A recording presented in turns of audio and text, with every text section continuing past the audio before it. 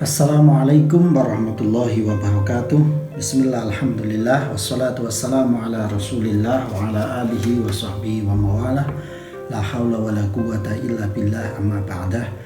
Sedulur sedaya rahimakumullah, semoga Allah subhanahu wa ta'ala senantiasa memberikan kita kesehatan dhahiran wa batinan, senantiasa memberikan kita limpahan rizki yang barokah, halal, manfaat dunia akhirat. Allahumma amin. Sedulur sedaya rahimakumullah, lama kita tidak jumpa karena memang ada satu dan lain hal sehingga saya agak lama tidak bisa berjumpa dengan panjenengan sedaya.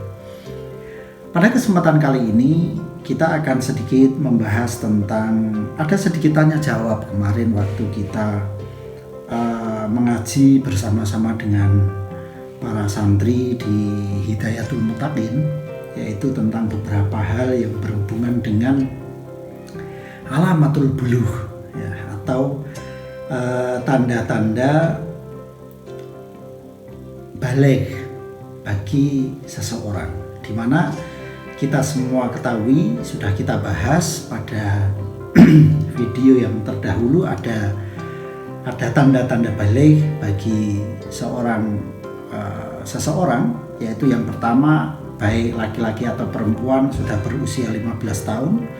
Kemudian bagi laki-laki dan perempuan sudah ikhtilam atau mimpi metumani. Kemudian yang ketiga, bagi seorang wanita sudah berhaid ketika haid dan ikhtilam itu terjadi setelah usia 9 tahun. Nah, di situ ada banyak pertanyaan dari konco-konco santri ya, yang ini sepertinya akan bisa memberikan tambahan pengetahuan bagi kita semuanya. Nah, apa saja pertanyaan itu? Yang pertama,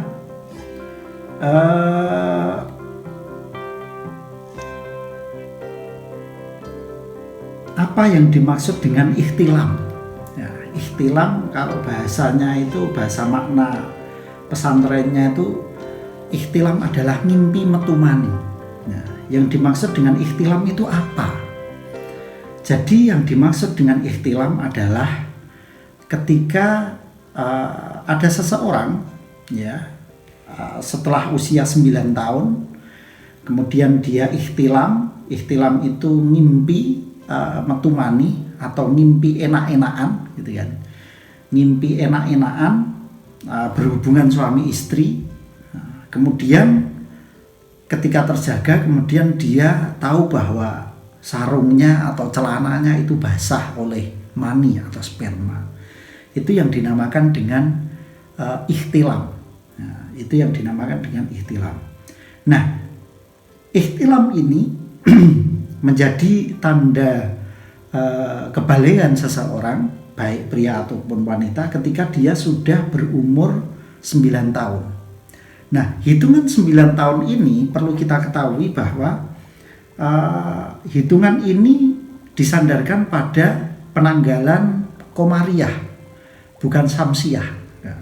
Jadi kalau Samsiah itu ke Masehi, kalau Komariah itu ke Hijriah. Jadi ada selisih 10 hari per tahun ya. 10 hari per tahun di antara 2 tahun itu. Jadi kalau kita katakan 9 tahun itu 9 tahun Komariah dan 9 tahun Samsiah, dia akan ada selisih 90 hari atau 3 bulan. Jadi kalau usia tahun nasional itu kok istilahnya bulan ini, nah, maka 3 bulan sebelumnya dia sudah masuk pada usia 9 tahun Komariah. Jadi kalau istilahnya ada anak yang dia ikhtilam ulang tahun 9 tahunnya itu kurang 1 bulan, maka dia sudah balik. Karena apa? Dia sudah masuk 9 tahun Komariah. Kurang lebih seperti itu. Kemudian ada pertanyaan lagi. Nah, ketika ini agak menyimpang, tapi masih ada hubungannya dengan ikhtilam. Bagaimana ketika seseorang itu ikhtilam, apakah ketika orang tersebut berpuasa, apakah puasanya batal? Jadi ikhtilam itu tidak membatalkan puasa. Bahkan itu ya rezekine wong poso gitu. Iso ngrasake enak-enak ning posone ra batal. Bahkan mandi wajibnya itu pahalanya berlipat-lipat. Karena apa? Dia mandinya itu mandi wajib gitu kan. Ketika dia berpuasa, apalagi di bulan Ramadan. Jadi sekali lagi kita sampaikan ikhtilam itu tidak membatalkan puasa seseorang. Ya, karena kalau ikhtilam itu kan tidak disengaja. Nah, kecuali kalau Anda menyengaja, nah itu beda ceritanya gitu kan. Kemudian ada pertanyaan lagi. Ketika usia 18 tahun tapi belum mimpi basah atau belum haid, baliknya kapan? Ya baliknya di batas maksimal yaitu usia 15 tahun komariah. Jadi 15 tahun komariah itu ya berarti 15 tahun, usia 15 tahun, umur 15 tahun kurang 10 kali 15 berapa? 150 hari. 150 hari itu berarti 5 bulan. Nah, berarti usia 9 tahun kurang 5 bulan dia sudah balik. Bila mana tidak haid bagi wanita dan tidak keluar mani bagi keduanya. Nah, itu. Kemudian ya ono sing lucu nih. Kenapa disebut mimpi basah? Ya karena basah. Mimpi tiba-tiba bangun-bangun basah gitu. Maksudnya begini, jadi itu sekadar apa ya? Pengambilan suatu kalimah yang sangat luar biasa dari para musannif gitulah ya. Menghaluskan suatu bahasa. Nggak mungkin di dalam kitab akan disebutkan ngimpi moncrot gitu kan, kayaknya nggak pas gitulah. Nah, maka memakai ikhtilam atau mimpi basah itu sebagai apa ya, penyederhanaan kata dan penghalusan kata. Nah, perlu diketahui bahwa mimpi basah yang dimaksud di sini adalah mimpi basah yang ketika tidur keluarnya itu mani atau sperma. Jadi tidak hanya sebatas basah saja. Nah, ciri-ciri sperma itu apa? Keluarnya dia pasti ada ladzat. Ladzat itu ada rasa enaknya. Enaknya kaya ngopo? Ya kaya ngono kae, ya kan. Kemudian yang kedua, satu ladzat. Yang kedua, dia kental. Nah, kental seperti putih telur. Ya, seperti putih telur. Jadi kalau dipegang itu ada keset-kesetnya. Ya, ada keset-kesetnya gitu kan. Nemplek gitulah. Kemudian yang selanjutnya dia ketika dibau itu ada ya kayak putihan endok kayak gitulah, apa langu atau gimana. Nah, itu ada baunya.